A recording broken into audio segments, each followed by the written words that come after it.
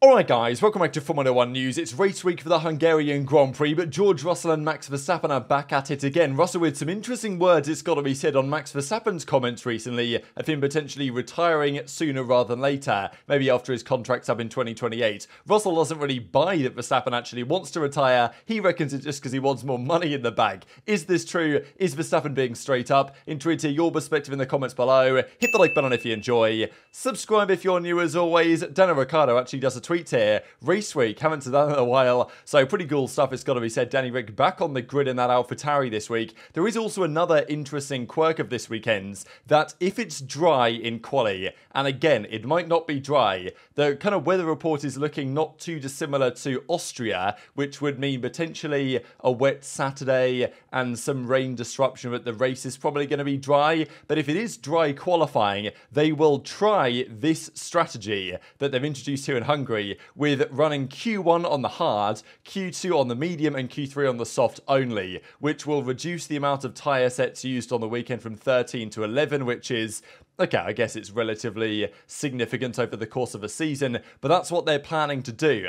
And having just one hard tyre that you use in Q1 could be a bit of a mess, let's be honest. And it will be interesting because last year's W13 Mercedes was terrible at warming up its tyres generally and would have massively struggled in a Q1 session with a hard tyre. This year's Mercedes doesn't seem to be affected so much, but actually if there is any car that is kind of more prone just based on its design, it's actually the Red Bull. Now the Red Bull's quick enough anyway that you don't think they'd have any issues, but you know, Perez has been struggling as is in Q1, and the Red Bull isn't known, even on the softs, to necessarily get its tyres into the right position immediately. That's why they're generally slower in qualifying than they are in the race, and why Verstappen's opening few laps of some races this season haven't been so impressive. Perez has struggled with that in qualifying on the softs anyway, so the hards will be interesting if this goes ahead. If it's wet, of course, they'll just use inters or wets, whatever's necessary. Also interesting rumours. Yesterday we discussed this stunning upgrade that Red Bull are meant to bring to the RB19. Apparently they are copying the Aston Martin in some form or another.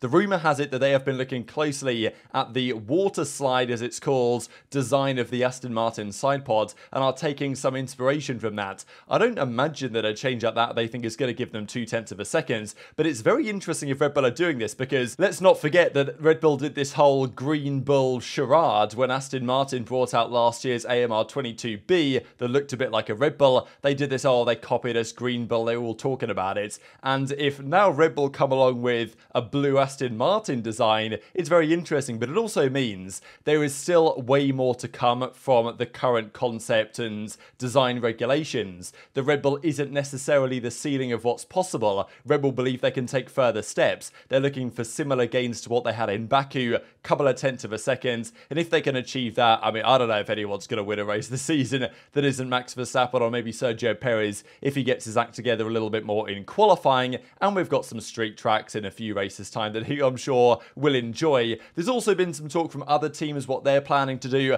Lots of teams, I think, at the start of this season focused fully, and for good reason, on efficiency with DRS open. Red Bull's advantage there has definitely diminished over the previous races, but it's come with other issues for those cars respectively. Aston Martin and Ferrari have made progress back on Red Bull in terms of straight line speed and efficiency with the DRS open. There was a big upgrade that Aston Martin brought several races ago that tried to achieve that. The issue is that if you do that, and some of the changes those teams have made to achieve these things, such as the new rear wing that Aston Martin have used, they lose a bit of balance, they lose a bit of stability. Whereas the Red Bull, because it's so efficient and generates so much of its downforce from the floor, can chuck on extra angle on the rear wing, be even more stable, and still maintain great straight line speed and preserve its tyres very well. So just another advantage that Red Bull are currently enjoying. But Aston Martin themselves have upgrades planned. They're talking about in the next 3 rounds, Hungary, Belgium, and in Zandvoort after the summer break, they're bringing more things. So we heard at the start of the season, Aston have an aggressive development plan. We've seen a fair bit of that so far, but we haven't seen anything like what they're going to bring apparently. So they've got big upgrades coming. Mercedes bring one new thing in Belgium,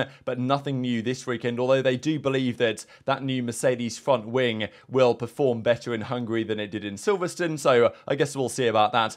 Ferrari, though, are coming out with some interesting statements. Mark Genet here says, there's no specific issue with our car anymore. We're not worried about the tyre deg. In Canada and Austria, we did well, and in Silverstone, the deg wasn't a problem. We've solved the setup and the degradation problem. Now we go into the races with a different mentality, get on the podium where possible. We no longer have any real weaknesses in our car.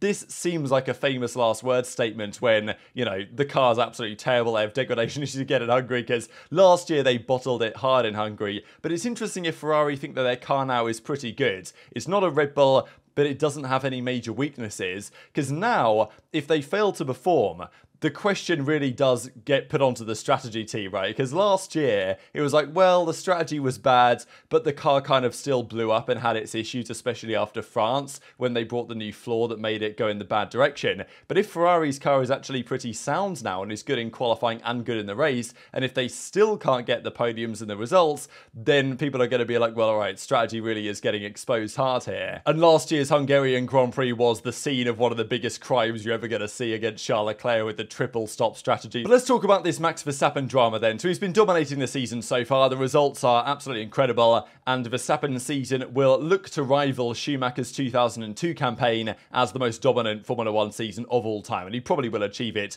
on current evidence. When will Verstappen call it a day in Formula 1? He's obviously getting bored to some degree, and he mentioned in an interview just a couple of days ago now that in order to keep himself entertained at the front of the Grand Prix, he's constantly messing around with brake balance and the differential and the other things he can change on the car just to see if he can unlock a bit more performance, take a different line in this corner. He's always looking for another step, and he pretty much is just doing side quests at the front of the Grand Prix every weekend. But he has made the point a lot over the last couple of years that when his contract is over, he is looking to step away. 2028, I believe, is when his contract ends with Red Bull, and he said, look, I want to do other things. F1's amazing. I'm happy proud of what I'm achieving, but at some point, what's more important? Lots of traveling, lots of races. Is family more important? Is Formula 1 more important? There's decisions to be made. And he's doubled down on this. Like every time the journalists quiz him on this, he always says, yeah, I like Formula 1. I enjoy what I'm doing, but I want to do other things. I'll try and give everything I can. I know there's a lot more to life than F1, especially, Red Bull and the amount of marketing and so, it's not easy, right? They've got to do all the turn up on the Wednesday, Thursday's all the media day. There's a lot of Grand Prix. And of course, for the engineers and the mechanics, it's not easy for them because they're not getting paid what Max Verstappen is getting paid, and he's got his private jet to fly to these races. A lot of those guys don't have that luxury. But he said that once he's done an F1, wants to enjoy my life, do other things, then what's happened in F1 will be over. It's not something I'll look back on longingly at 60 or 70. So he says that, once his Formula 1 career is done, he's not going to look back at it thinking, damn, I should have stayed longer in several years. And maybe you buy that, maybe you don't. But if there's one thing about Verstappen, he's pretty straight up. Like, this guy cuts around the BS. Like, usually he's pretty dead on the money with what his opinions are on things. But George Russell disagrees. He says that, yeah, Verstappen's the highest paid driver on the grid, and rightly so for what he's achieving. I think he's on, 40 million a year, is it? Something like that anyway. It was between Verstappen and Hamilton for who was the highest paid over the last couple of years. But George reckons he's only saying this because he wants more money. Verstappen's made lots of complaints about the sprint races, doing all these Grand Prix, like the additions to the calendar, some of the tracks we go to that he's not a fan of. He's made his points very clear on that over the last several races, and many F1 fans agree with his assessment on that. Russell reckons, though, he's just whining and whinging about it because he wants Red Bull and Christian Horner to pay him more money so he can stay around. I'm not sure I buy this personally, but yeah, he's actually made a further comment on this, and this is the full quote. I think he's whinging because he wants more money. He's the highest paid on the grid, rightly so, but it's all a big tactic of his, this threat of retirement. So do you buy this, right? Like, if it was George Russell saying, oh, I want to retire and all this, like, sure, maybe Russell's coming from this as a perspective of, like, what would I do? But I don't really think Max is that guy, Like, he doesn't need, does he need it to be 50 mil a year or 60 mil a year rather than 40? Probably not. And maybe they will pay him more money in 2029 and 2030 to keep him around. But I do believe that genuinely Max Verstappen wants to do other things. He's been in the sport for so long. Like, let's not, just because he's only 25 or whatever, he's been around for pretty much 8 years at this point. He's a veteran of the sport, and he wants to do other things. He wants to do endurance racing, go and win Le Mans with some, with Fernando maybe, right? And that won't be able to be done forever. Fernando's eventually going to have to retire from racing, you would think. He wants to take the sim racing thing further than he already has and do all these other racing series, I imagine, because, this guy is just built to race, to be honest. So he does want to step away at some point. Personally, I don't think that it's just a threat of retirement as a tactic to get paid more money. I think that's a very interesting perspective from George Russell that I would not really have thought about.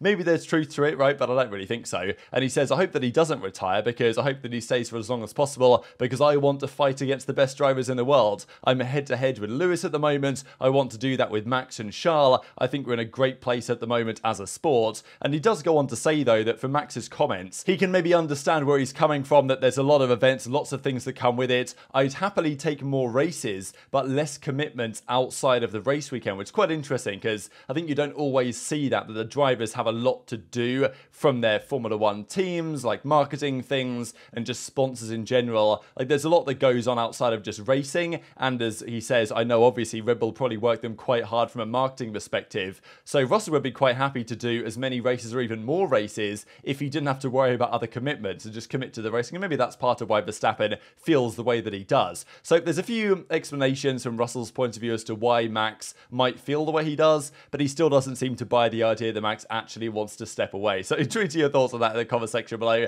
There's been lots of talk about salaries as well recently, and Christian Horner joked around by saying that if they were to try and bring in Lewis Hamilton to the Red Bull and form that, I mean, that would be absolutely wild. If that was to be the case, they'd have to sell the factory to be able to afford it. Just before we close out the video then, thought this is pretty interesting. This poll that was done here by Formula Races, plenty of attention on AlphaTauri. Who's going to be faster this weekend? I will be very impressed and surprised if Daniel Ricciardo can get into that AlphaTauri, a pretty terrible car, and outperform Tsunoda. I think at least for now, I'm going to give Tsunoda the benefit of the doubt on this one. Most of the community seems to agree. 16,000 votes on this, 63-ish% feeling that Tsunoda will have the edge on Ricciardo this weekend. Might not be the case by the end of the season. I'd be pretty 50-50 on that, to be honest. But it's going to be exciting nonetheless to see how this one develops. But as I say, there is a chance of rain this weekend. 70% a chance of rain currently on Friday for practice. Saturday, there could be thunderstorms potentially, so we'll see about that. And then probably a dry race. But very much intrigued to your thoughts in the comments. Hit the like button if you enjoyed. Subscribe if you're new. Take care, and I'll see you next time.